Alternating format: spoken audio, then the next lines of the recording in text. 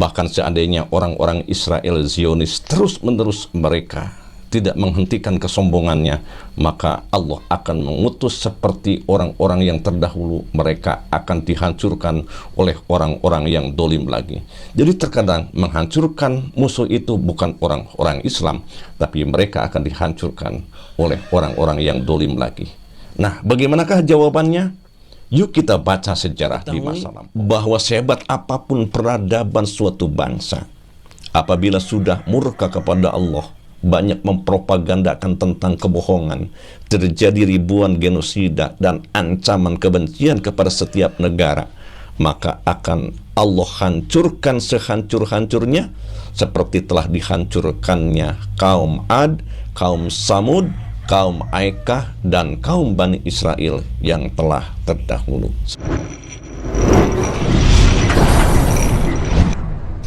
Assalamualaikum warahmatullahi wabarakatuh. A'udzubillahi minasyaitonirrajim. Bismillahirrahmanirrahim. Nahmaduhu wa nusallimu ala sayyidina Muhammadinil karim wa ala alihi wa sahbihi ajma'in, amma ba'du. Wa qala illahi anta maksudi wa ridhaka matlubi atini mahabbataka wa ma'rifataka. Selamat berjumpa kembali dengan channel Ide Tokoh. Apa kabar semuanya? Semoga Anda sehat selalu dan selamanya diberikan kemudahan rezeki yang halal, juga berkah dan tanpa batas. Sahabat sekalian, saya mohon maaf dikarenakan kesibukan saya, baru kali ini saya bisa upload video lagi. Semoga video ini sangat bermanfaat untuk Anda. Mari kita bahas bagaimanakah ramalan nasib Zionis Israel setelahnya melakukan kejahatan kemanusiaan terhadap Palestina.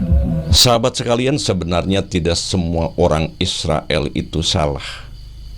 Karena kita yang dibicarakan pada kesempatan kali ini bukanlah urusan genetika atau urusan ras, ya. Termasuk akan membahas juga Yahudi, tapi Yahudi yang mana? Tentu saja Yahudi yang salah. Karena kemuliaan seseorang bukanlah dari keturunannya dan bukan daripada kehebatan urusan duniawinya, tapi ketakwaannya kepada Allah Subhanahu wa taala. Dan yang dikutuk oleh Rasulullah SAW adalah orang-orang Israel, juga orang-orang Yahudi yang mereka semuanya membangkang terhadap perintah Allah, mereka yang murka kepada Allah Subhanahu wa taala. Inilah yang akan dibahas pada kesempatan kali ini. Karena kita ketahui bahwa Bani Israel itu, kita sadar bahwa mereka adalah keturunan dari para nabi, terutama keturunan daripada Nabi Yakub alaihissalam. Nah, lebih-lebih sekarang yang kita bahas yaitu yang selalu dibenci dalam Al-Quran itu adalah Yahudi. Tapi Yahudi di sini itu bukan berarti keturunan Yahudi, karena bukan orang Yahudi pun ada yang mempunyai paham Yahudi, yang wataknya keras, selalu berbohong, juga tidak berperi kemanusiaan. Itulah watak-watak daripada orang Yahudi. Seperti yang telah dicontohkan Yahudi yang jahat di zaman sekarang itu, yaitu Yahudi Zionis. Oleh karena itu, sahabat sekalian, kalau ada orang yang tidak berperi kemanusiaan, sekarang sudah diklaim itu adalah merupakan orang Zionisme. Kita ketahui bahwa sehebat apapun peradaban suatu bangsa, apabila sudah murka kepada Allah, banyak mempropagandakan tentang kebohongan, terjadi ribuan genosida dan ancaman kebencian kepada setiap negara, maka akan Allah hancurkan sehancur-hancurnya, seperti telah dihancurkannya kaum Ad, kaum Samud, kaum Aikah, dan kaum Bani Israel yang telah terdahulu. Sahabat sekalian, ada suatu kriteria. Apabila kita banyak membaca sejarah di masa lalu, maka kita akan bisa memprediksi masa yang akan datang. Bagaimanakah ending daripada kekuasaan Israel yang merupakan paham Zionis ini? Mari kita ingat masa lalu, hancurnya orang-orang yang punya kelakuan seperti Bani Israel, juga Yahudi, yang telah diterapkan di masa sekarang ini oleh orang-orang kaum Zionis. Sahabat sekalian, kita ketahui bahwa kekuatan seseorang itu tergantung daripada keyakinannya. Bagi kaum yang beragama, tentu saja yang menjadi kekuatan penolong dirinya adalah Tuhan yang Maha Esa, Allahu Subhanahu wa ta'ala. Berbeda dengan kaum Zionis Israel, ia punya keyakinan bahwa yang dijadikan sebagai Tuhannya adalah otaknya sendiri. Dengan sandaran kepada otaknya, ia bisa menciptakan ekonomi yang kuat, bisa menciptakan peradaban yang tinggi, bisa menggapai kekuasaan yang besar. Bahkan dengan sandaran kekuatan nuklirnya, ia bisa membinasakan negara manapun yang menghalangi keinginan dirinya. Sangat jauh sekali martabat bagi orang yang menjadikan Tuhannya adalah otak dengan Tuhan yang menciptakan otak. Sungguhnya perumpamaan orang-orang yang menjadikan selain daripada Allah sebagai pelindung adalah seperti laba-laba betina yang membuat rumah. Sesungguhnya rumah yang paling lemah adalah rumah daripada laba-laba. Jika mereka tahu, niscaya tidak akan menyembahnya. Nah, oleh karena itu, sahabat sekalian, tenang saja. Ya, saya memberikan motivasi kepada orang-orang yang berada di Palestina sana, ya. Jadikanlah Allah sebagai pelindung. Yakinlah Allah yang akan menolong. Sahabat sekalian, ingatlah sejarah pasti akan terulang.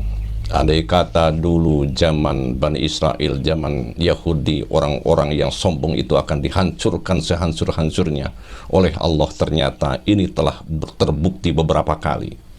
Bahkan seandainya orang-orang Israel Zionis terus-menerus mereka tidak menghentikan kesombongannya, maka Allah akan mengutus seperti orang-orang yang terdahulu, mereka akan dihancurkan oleh orang-orang yang dolim lagi.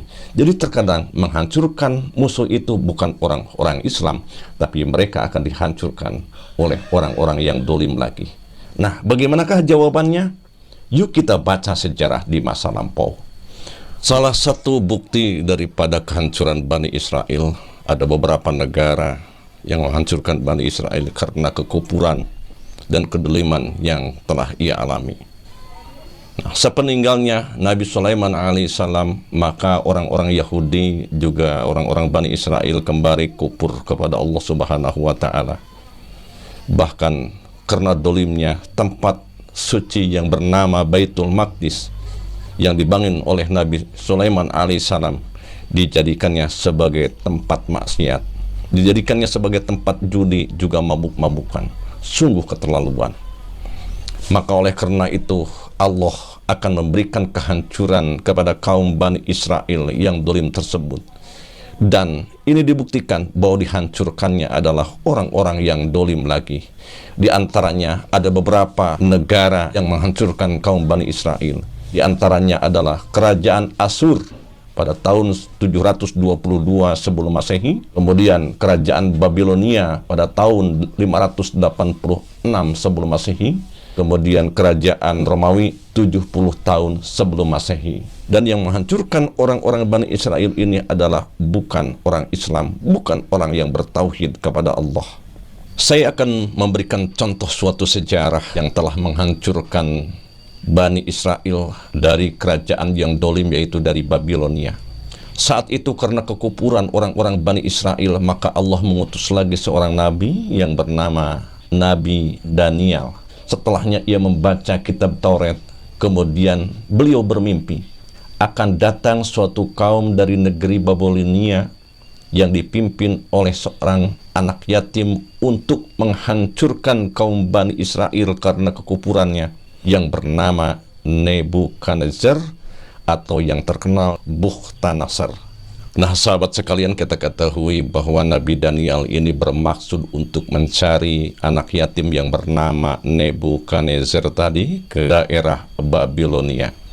Kebetulan kita ketahui bahwasannya Nabi Daniel ini adalah merupakan orang pengusaha yang sangat kaya raya.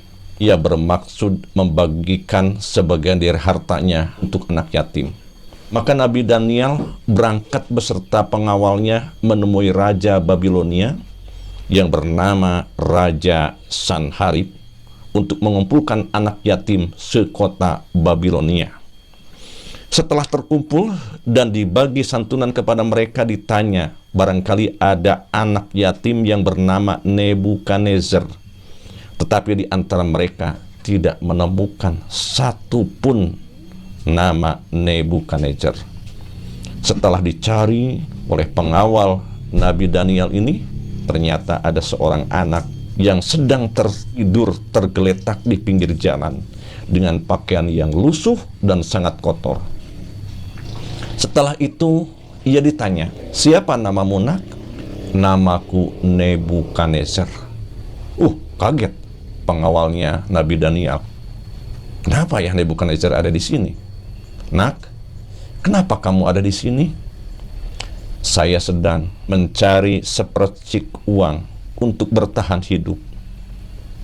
Nah, kalau begitu, maukah kamu saya kasih rezeki buat kamu dan untuk keperluan kamu? Ya, mau Tuan. Nah, sahabat, akhirnya Nebukadnezar dibawa untuk menemui Nabi Daniel. Kemudian Nabi Daniel bertanya, benarkah namamu Nebukadnezar? Betul Tuan. Apakah kamu masih punya saudara? Punya. Jawab Nebukadnezar, siapakah saudaramu? Ibuku. Kemudian Nebukadnezar bersama Nabi Daniel berangkat menemui ibunya, yang ternyata ketika ditemui beliau sedang sakit. Kemudian diberinya uang sebesar 20.000 dirham, luar biasa, sangat besarnya untuk diberikan kepada anak yatim, dan lengkap dengan seperangkat pakaiannya. Nabi Daniel kembali bertanya kepada Nebukadnezar, nak, kira-kira aku ini orang baik bukan? Ya jelas, Tuhan adalah orang baik. Kenapa? Karena Tuhan telah menolong saya, juga menolong ibu saya.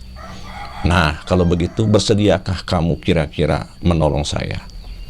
Saya akan bersedia, tentu saja, karena orang yang berbuat baik harus dibalas dengan kebaikan. Apa yang saya bisa korbankan untuk Tuhan? Begini, andai kata kelak kemudian hari nanti engkau menjadi panglima besar, kemudian memperluas kekuasaan negara Babilonia, dan engkau menyerang Bani Israel, apakah kamu akan menyelamatkan saya? Tuhan jangan ngeledek. Bukan. Aku bukan ngeledek. Tapi ini andai kata. Andai kata engkau kelak kemudian hari nanti menjadi seorang panglima besar dengan kekuatan yang hebat, menyerang Bani Israel, apakah engkau akan menolong saya? Ya tentu saja. Tuhan akan saya tolong karena Tuhan telah berbuat kebaikan kepada saya. Nah, tapi bagaimana saya bisa ingat kepada Tuhan? Nah, begini saja caranya. Sekarang kamu tuliskan sebuah perjanjian jaminan keselamatan buat diri saya dan keluarga saya. Kemudian Nebukadnezar berunding dengan ibunya, yang akhirnya disetujuilah sebuah pernyataan, yaitu jaminan keselamatan. Setelah ditulis, kemudian Nebukadnezar bertanya, nah Tuan, bagaimana ya kira-kira kalau ini kelak kemudian hari nanti surat ini rusak? Iya ya, bingung. Coba pikirkan oleh kamu. Begini saja Tuan, menjaga supaya surat ini tidak rusak dan ada tanda bahwa Tuhan mempunyai jaminan dari saya, maka surat ini taruh saja di tongkat, kemudian pakai tali, ya. Kelak kemudian hari nanti, seandainya benar-benar saya menyerang Bani Israel, maka Tuhan akan saya selamatkan. Nah, kalau begitu baiklah. Maka pada saat itu Nabi Daniel kembalilah ke daerah Bani Israel, atau yang sekarang dinamakan dengan Palestina.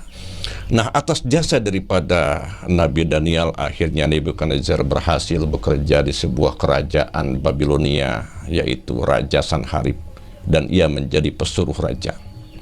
Yang akhirnya ia dekat dengan raja, ternyata ide-idenya sangat cemerlang, sehingga karena kecerdasan otaknya, Nebukadnezar ini selalu dipinta pendapat oleh raja, bahkan kemanapun ia selalu bawa. Dan kelak kemudian hari nanti ternyata benar bahwa Nebukadnezar menjadi seorang panglima besar memimpin tentara Babilonia.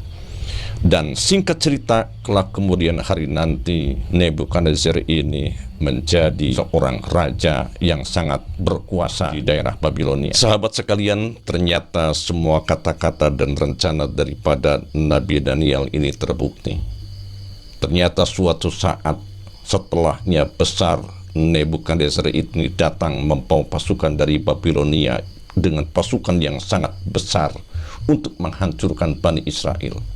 Orang-orangnya banyak yang terbunuh dan sebagian ia boyong dijadikan sebagai budak untuk dibawa ke daerah Babilonia. Kemudian kitab Taurat mereka banyak yang dimusnahkan, bahkan Baitul Maqdis dihancurkan sehancur-hancurnya oleh Nebukadnezar. Nebukadnezar pun ia tetap ingat kepada Nabi Daniel yang telah mendukung dirinya menjadi orang yang besar, dan ia ingat akan pesan tentang jaminan keselamatan. Tetapi ketika dicarinya ternyata Nabi Daniel sudah tidak ada, mungkin telah terbunuh oleh pasukannya terlebih dahulu. Yang ada hanyalah keluarganya saja. Nah sahabat sekalian, kelak kemudian hari nanti tetap Nebukadnezar ini, dia kufur kepada Allah, ia murka kepada Allah.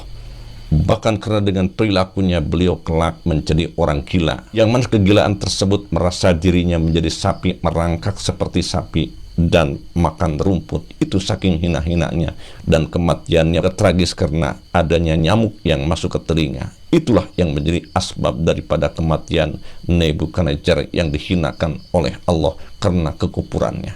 Dan cerita ini lebih lengkapnya nanti akan saya bahas, yaitu tentang Nebukadnezar dengan Nabi Yeremia.